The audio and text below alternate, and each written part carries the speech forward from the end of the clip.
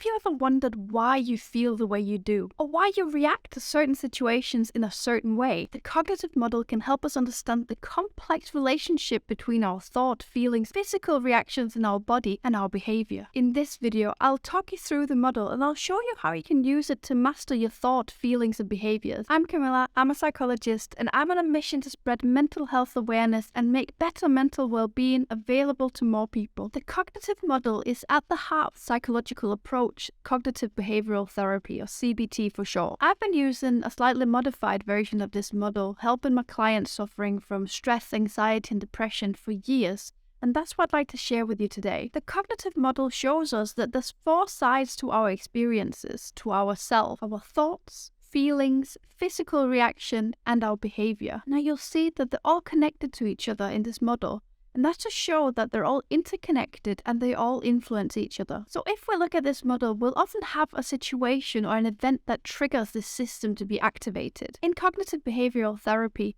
the emphasis is often on the thought as being the starting point of our experience. It's really important to realize that our thoughts are a result of our interpretation of a situation.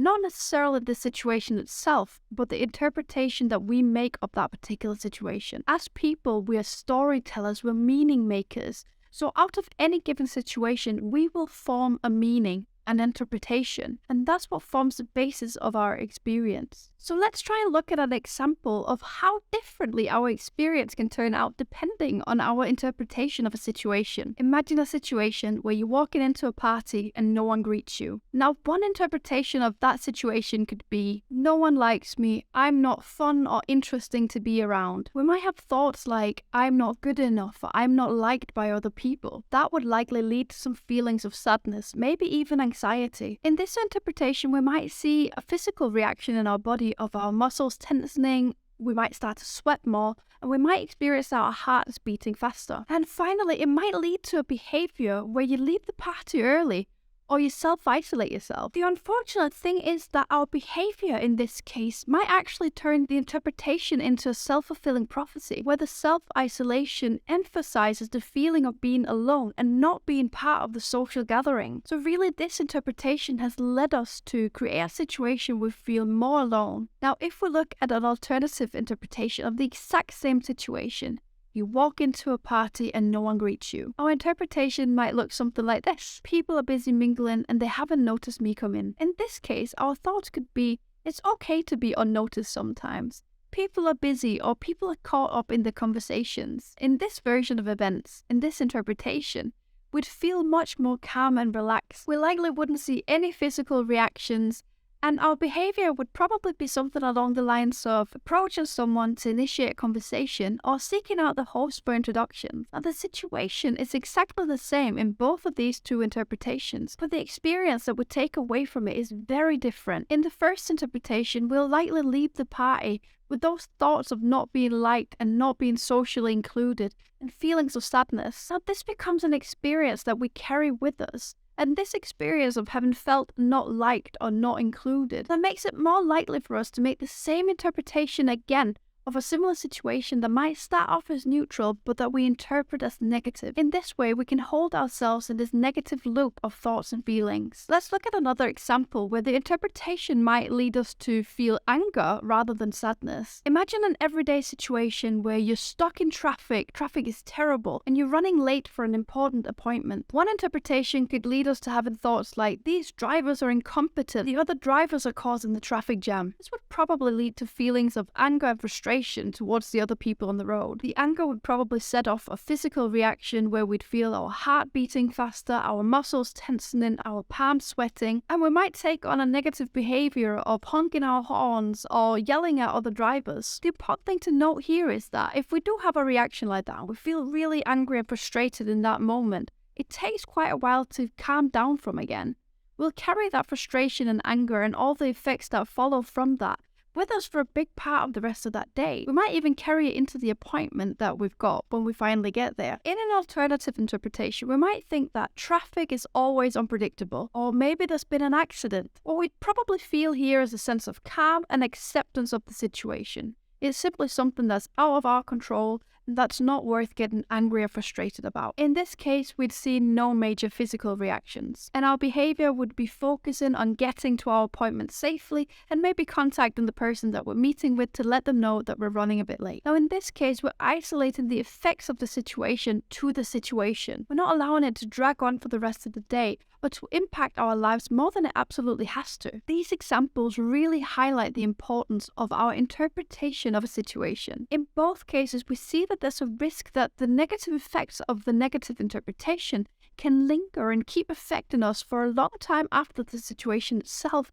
has actually passed. We might even see these negative interpretations of the situation turn into rumination, where we keep replaying the situation over and over again in our heads, wondering if we could have done anything differently. If you want to know more about rumination, I've got a full video explaining what it is and how to stop it right here. Our initial thoughts when interpreting a situation will often be automated in nature, and it's likely to be based on some core belief that we have. This is the kind of thing that we can really see being fueled and maintained by behaviors like we saw in the first example. The way we can really work on this is by using our ability to think, to decide to think something different. Now, I said in my video about rumination last week that we can't always decide if a thought strikes us, but we can always decide what we do with the thought after that point. This is an example of that. We can't necessarily control our first automatic thought in the situation, but we always have the power to stop and reconsider that thought and thereby change all the responses and reactions that follow. We call this an adaptive response. So if we find ourselves in a situation where we have negative automated interpretations, we can challenge those interpretations and remind ourselves of the alternatives. We could do that in any of the examples from before. If we start to feel frustrated in a traffic jam, we can realize it.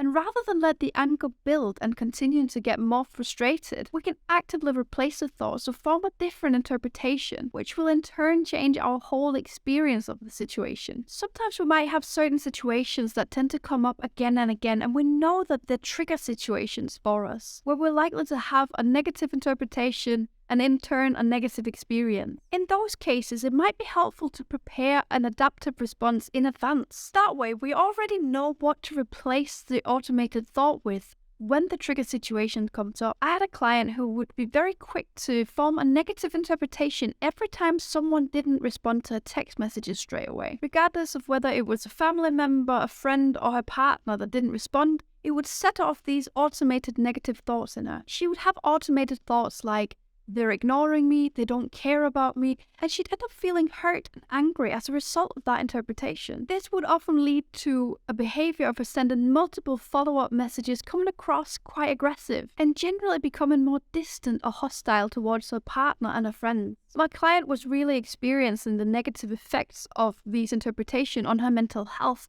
and was even seeing it have a negative impact on her relationships. Because this was a reoccurring situation that would lead to the same pattern of thoughts, behavior, and feelings, we worked out an adaptive response that she could use in those situations. The adaptive response went something along the lines of, they might be busy or unable to respond right now, I'll wait and check again later. This led to feelings of patience and calm and the behavior of waiting patiently and finding something else to do in the meantime. Now, in cognitive behavioral therapy, most of the emphasis is on using the thought as the starting point of the model and modifying the thought to change how we feel and behave, as we've seen in the examples before. But because all the parts of this model are connected, it also enables us to target any one of them to affect the whole system. So for example, we can use our body to adjust how we think, feel, and behave. Taking deep breaths and relaxing our muscles can positively affect the other factors of the model, and it can make it much easier to make way for alternative thoughts and interpretations. So if we take the example of being stuck in traffic, if we're already feeling frustrated and we're experiencing the negative physical effects like rapid heartbeat, it can be really hard to change our interpretation. In this case, it would be helpful to first calm our body response down. We can also sometimes use our behavior to change how we think and feel. We can practice new behaviors that are in line with and support the way that we want to think and feel. Like in the first example of no one greeting you at a party, we could focus on the behavior of going to initiate conversations first which would give us the experience of being included, and in turn give us more positive feelings and thoughts. Now, the most important point of this model is that it is within your control to change your interpretation of a situation, and through that, change how your mental well-being is affected. As always, videos like this should not be seen as a replacement for therapy or professional help.